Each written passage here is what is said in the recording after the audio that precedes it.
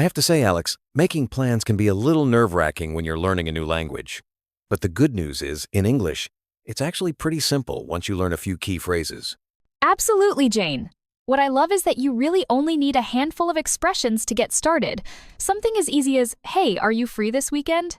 That opens up so many possibilities for a fun get-together. And phrases like, "Do you want to hang out?" or "Would you like to go somewhere?" are super friendly and work in almost any situation. Listeners, don't forget to try these out sometimes. Just asking is the hardest part.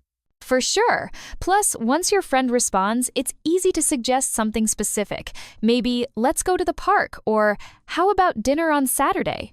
Small steps like these make the conversation flow naturally. That actually reminds me, "how about" is such a useful way to suggest an idea without sounding too pushy. You can even combine it with activities you like, so it feels more personal.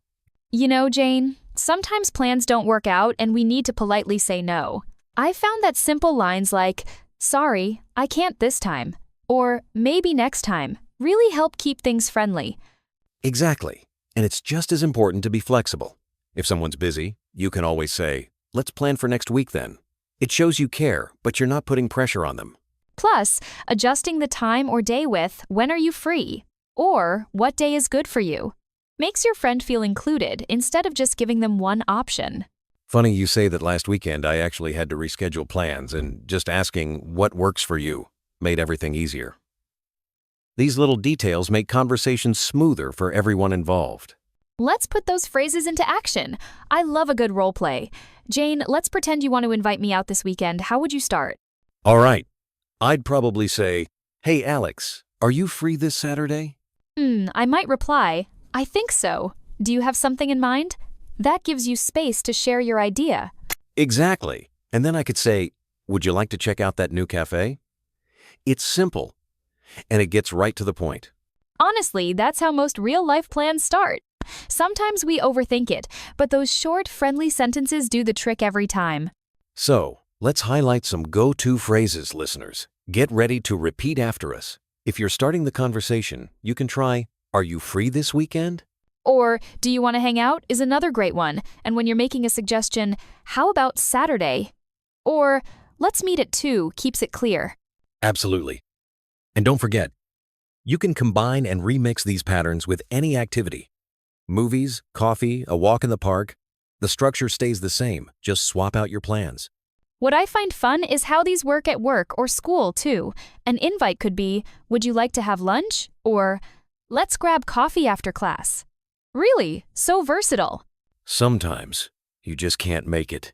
If you need to say no, try, "Sorry, I can't this time," or "Maybe next time." Listeners, remember, being polite makes a big difference. And being friendly counts. Even if you have to turn down an invite, leaving the door open with "Let's try another day" shows you're still interested in spending time together.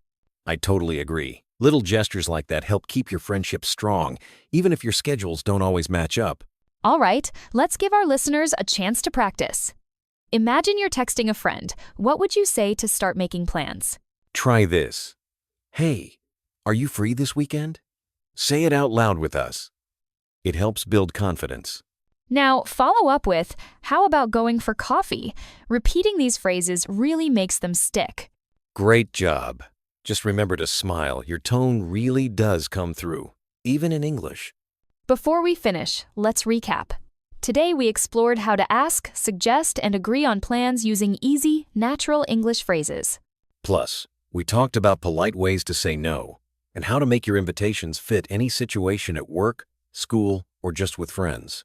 So, here's our question of the day. What do you like to do with your friends on the weekend? We'd love to hear your answers in the comments. Don't forget to subscribe, share, and keep practicing. We'll be back with another fun episode soon. Bye, everyone.